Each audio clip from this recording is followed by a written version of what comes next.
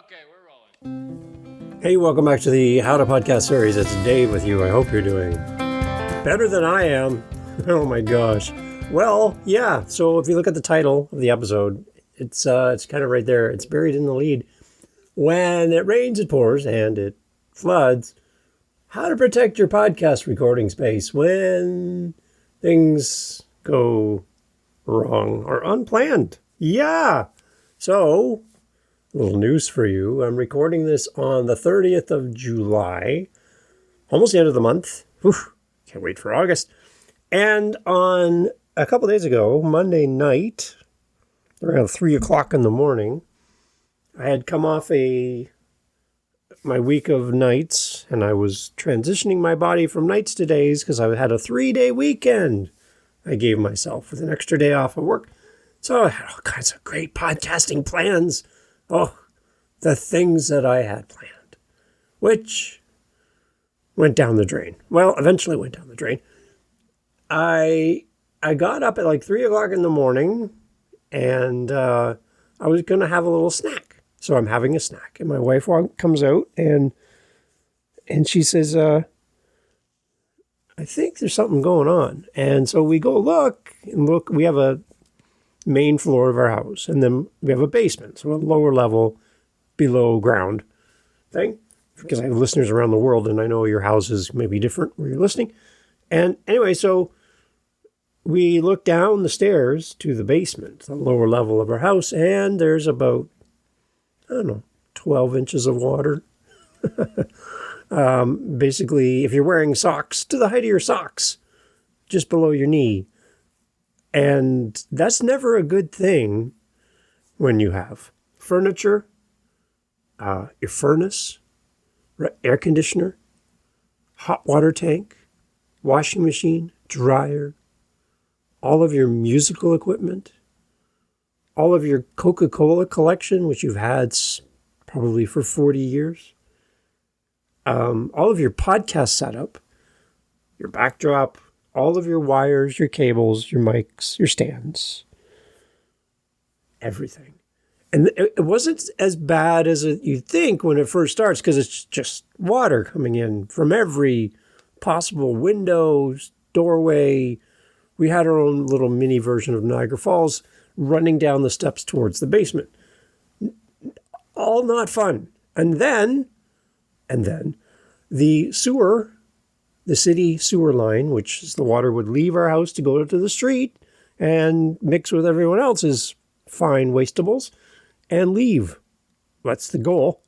It decides that no, we're not going to leave. We're going to come back to your house and not only bring back everything you've given to us, but everything else that everyone else has given to us. And our sewer lines started to feed into the house because they were overfilled by the amount of rain that happened in a short amount of time.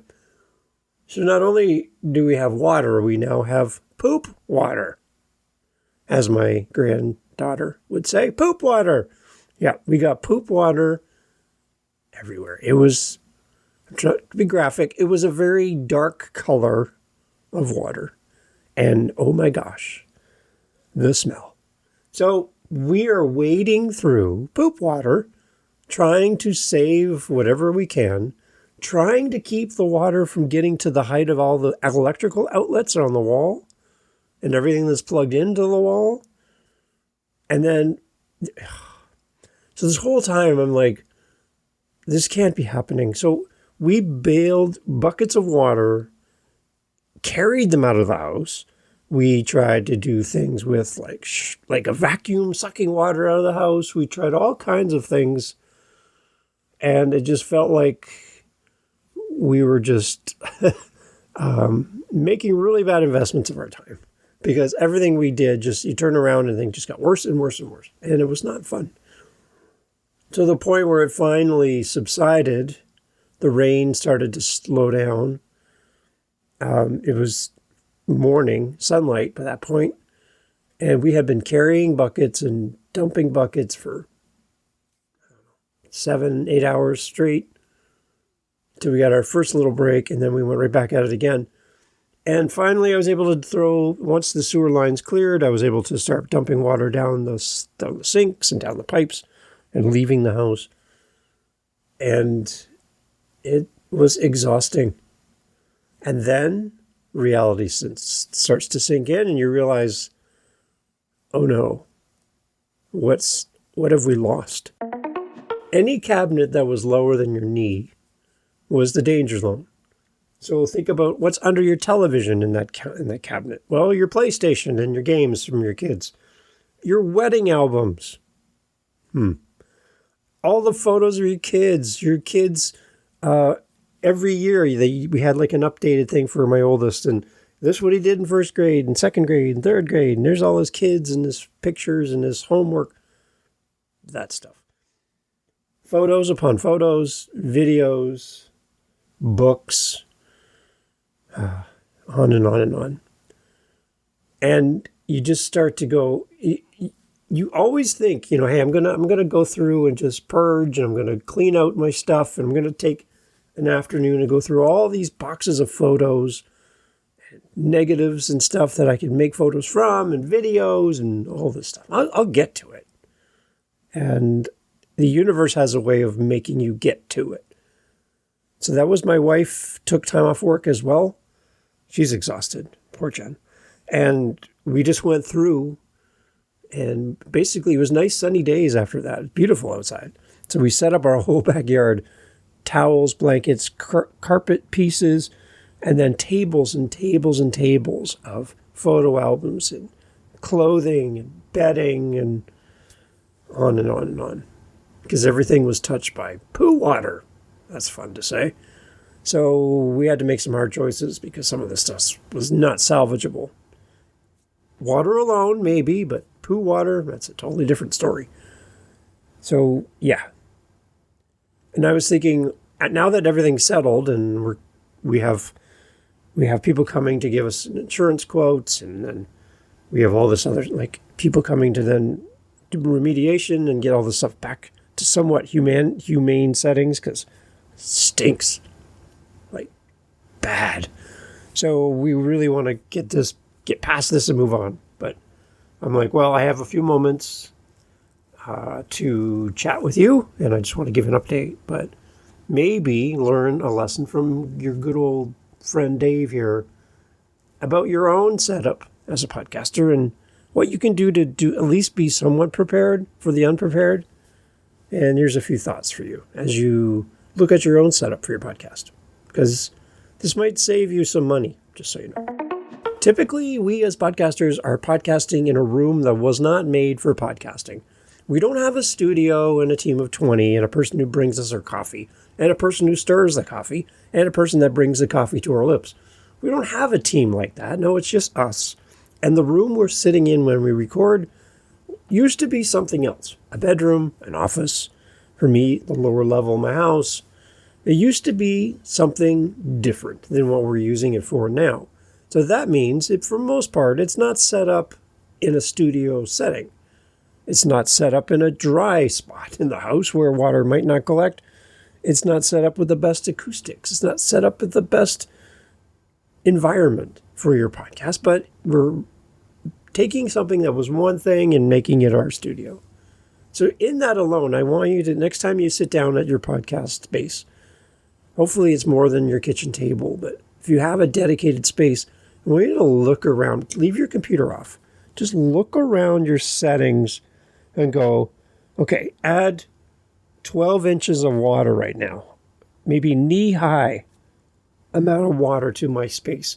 As I look around me, to the left and right, all around, 360 degrees around me, what am I willing to throw away right now if the water was up to my knee? So sitting, it would be, right to your knee, right? So that would come up to the bottom of my table that all my setup is on. And as well, if it's wood, it's going to soak up everything, including poo water. If it's metal, at least you can wash it. There's a lot of other things you can do, but wood is a natural substance and it soaks it all in, which means you got to make some rough choices there. Think about your gear Think about, okay, everything. I'm looking under my table. Where are your cords? Your power cords, your microphone cords, your headphone cords, anything. What is it, on the floor or is it up? For me, I know, working in a space below ground, that anything could happen. So all my stuff is up on my table, my power cords, all my plugs. My wires might dangle down into the water, but they're the wires. They're not actually the ends of a wire. They're not a plug, an outlet. They're higher than 12 inches or knee high. So I'm good there. But all of my bottom shelves of my bookcase behind me, which you may see in some video clips, cupboards that have doors at the bottom, that kind of thing, all of that stuff trashed, gone. And it just made me think, we really need to think about our space. And I hope this never happens to you, that you never have something like this. And trust me, I know there are people that have had it way worse than I have. So if you're like, oh, hold my coffee, I could tell you stories. Yes, I'm not belittling that at all, because there's been way worse. Even on our own street, it's way worse than here. But it's still heart-wrenching to go through the process of throwing away family memories and keepsakes and things that are important, not just in dollars, but in memories and attachments. And I had to throw away stuff that my father made. And my father passed away years ago. He was a leather guy. He liked to make stuff with leather. And one of his favorite things that he spent years creating is just poo water pouring out of it. I'm like, oh my gosh, why was that up on a shelf? Right? So I've had to make some really heart-wrenching decisions in the last few days, and it's not fun. So just sit in your space, wherever you are, look around and make the right decision. What am I willing to part with? And put that on the floor. And then you might not have to worry about it. It's going to go into the garbage bin at some point, if that's where you put it. Everything that means anything of value, high up as you can if you're in a lower level space like I am. Just keep that in mind. Yeah. For storage, I love those big waterproof bins that saved our bacon so much here. My gosh, there were so many things that were well in the danger zone that were completely spared because they were in those kind of rubber containers, the lid on it, and they're watertight. So good. So invest in those. They're very helpful. That would be one thing if you need to leave anything on the ground. Make sure they're in something like that. Protect your gear. Microphones, headphones, anything of computer, laptops. If you have like a sound deck or anything, mixing things, cords, files, your file folders, everything that has anything to do with information and paper, your phones, your cords, all that stuff. Get it up out of the way. That's going to be helpful for you as well. Just protect your gear. If a storm is coming and you have the opportunity to do so, unplug everything you can. It's going to be helpful.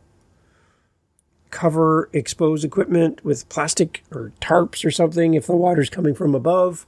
For me, it was coming from below, so I was just trying to redirect it as much as possible. Protect your hard drives, your computer stuff. Just be cautious around that. And know what you have, I think, and where it is. For me, I'm a musician. I've got a bunch of guitars and amps and speakers and monitors, microphones, cords, and effects pedals, all that stuff. And for the most part, most of it survived. Some didn't, because I had it in the wrong spot. So I wish I was listening to something like this beforehand and had done a walk. You put this off, you might regret it, as I am regretting it right now. What about just your podcast? You're like, Dave, this like, that seems like the last thing on the list. Well, maybe it's not. See, there's people I talk to and they're like, I don't batch record. I record it when I need to and release it. Fine. But when you're spending 3 days on bucket brigade getting water out of your house, the last thing you want to do is sit down and record a podcast, right? So I've always batched my podcast. I'm still doing 365, even though I had a major flood in my house. I'm still here. And for those people who are like, well, podcast is not that important. You shouldn't be podcasting. You should be doing... Well, right now I'm in a lull. There's nothing else I can do until the people come to give me the next steps. So yeah, I could go sit outside and stare at birds, or I could join you and continue my journey of podcasting. So protect your podcast. Batch record. Have some stuff in the can. It's going to save you when you don't have control of your calendar anymore. If you need to understand how you can create content in the moment. Because I'm going to tell you, when something traumatic like this happens to you and your family, you need to process it. I was at the end of my rope, like mentally, in the last few days, several times. I didn't know where to start. Everything was like, well, if I start here, it's going to, well, what about that? What about this? What about that? And I was just overwhelmed and alone. I just didn't know what to do. I'm supposed to be the one with answers, and I had no answers. I had no idea what to do. Thinking through it, talking through it, capturing the moment, and then hopefully someone listening can go, hey, I know what that feels like. I resonate with that. You just documenting what's happening in your life is something that will benefit your audience as well. Your audience is looking for real humans out there. There's no AI podcast that can relate to a flooding of your basement and what that feels like, because it's AI. It's not even human. So not that you have to keep podcasting through life's traumatic events, but you're going to be happy that you captured something. Like the heart-wrenching decisions about throwing away memorable things from your past. And be like, well, gone. That's gone. That book I loved when I was a kid, gone. Those photos, they're gone. So just capture the moment. And when you have time, once you've taken care of your own situation, to reach out to your neighbors and help them with whatever you can do as well. I think that's one thing we can do, is be more focused on everyone else sometimes. But sometimes you need to focus on yourself and capture your thoughts, share them with your community, because your community loves when you reach out and share real life. And this is real life. It's happening right now. So maybe having like a pre-storm checklist for podcasters might be helpful. A couple things, I'll have it in the show notes for you. But consider doing this on a monthly basis, weekly basis, every 2 months, whatever. But having some kind of checklist like this. So how are you backing up all of your audio, your project files, your passwords? Do you have them on site only, or do you have them off site? Do you have them virtually in a cloud? Where are you keeping all that information in case you lose everything?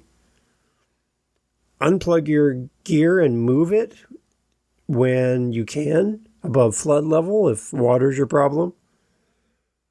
Photograph the studio and serial numbers for insurance, all of your computers, everything that you use, all of your receipts. Our insurance company is asking us to take pictures of every single thing we throw away, to document every minute of work that we spend on our remediation before anybody comes to help. That could potentially reduce our deductible, because we've spent 3 days doing all this work before anyone's even showed up to help us, because there's like 250 people in our little community that are all dealing with right now. So we're on a wait list. So instead of sitting upstairs watching Netflix, I'm working, and maybe that'll reduce my deductible. But photograph all the stuff in your studio, photograph your setup, keep a podcast go bag with you, your laptop, your chargers, cables, essential paperwork. Confirm your cancellation or rescheduling plans for all of your interviews and your recordings. I've had to cancel everything and send those emails off. Keep batteries, flashlights, a radio near you, like an actual radio, not the internet. and some way to charge your phones, like a little power block. Make sure that's charged up. Little things like that are going to help you, right? Stuff you never really think about. After the storm, just be careful. Powering everything up. We have a dehumidifier, which pulls the water out of the air, out of the carpet, and out of everything else. That's been running steady for the last 3 days. But make sure you're not playing around with electrical equipment in damp settings. That's not good. Get qualified people in to tell you what you can and can't use. If you have, like us here in Canada, you have a basement and you have your furnace, air conditioner, and hot water tank in the lower level of your house, just understand if the water gets to a certain height, it might destroy your furnace like it did for ours. And our relatively new furnace is about at least $5,000 before tax, just to fix, if they can fix it. So that's fun, because we just finished paying for that. And the hot water tank, which is brand new, that's also toast as well. So we have no hot water. I had a cold shower today. The first time I've ever had a mandatory cold shower. And oh my Lord, that was like the worst thing ever. Ugh, no. I don't know why people love these cold baths. You guys are just, I don't understand you people. That was horrible. For the podcaster, the smartest mindset, I think, for us is to assume that the studio may be temporary, where you're recording right now may not be your permanent home for your podcast. It wasn't created for podcasting. It wasn't built for a podcast. It was a bedroom. It was an office. It was a basement. It wasn't a podcast studio. So just keep that in mind. Assume that the studio is temporary, but you can still podcast wherever you need to in your home. It might not sound the same and it might not feel the same, but keep your commitment to yourself, right? We talk about commitment being how often you podcast. That's called frequency. That's not commitment. That's frequency. That's how frequently you create and post a podcast episode. Being committed to your show and being someone who shows up on a regular basis as being consistent, again, is totally different than frequency. You need to show up for your community and show up for yourself, however that looks to you.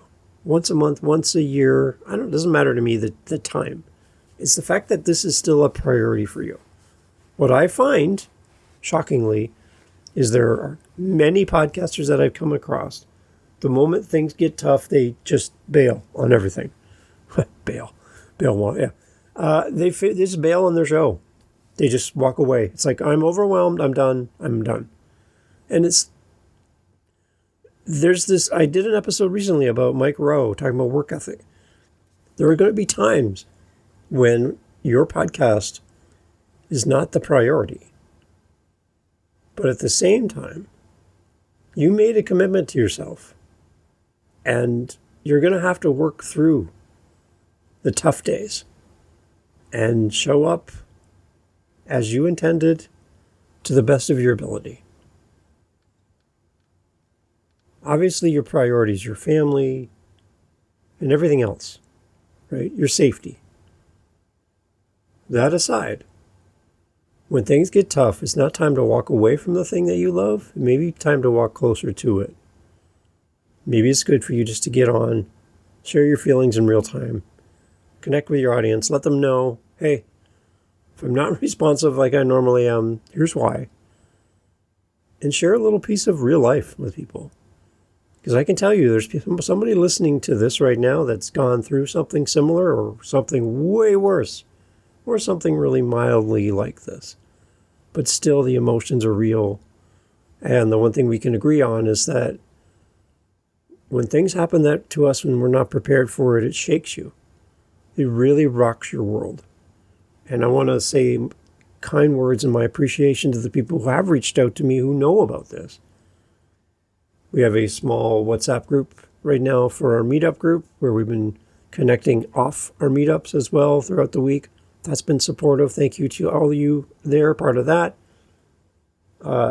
It's nice to know that people care. And even people who I've had to cancel appointments with now not only totally like realizing this is fine, not a problem to reschedule, but then also sending in like buy me a coffee just to, help us to go buy dinner and stuff.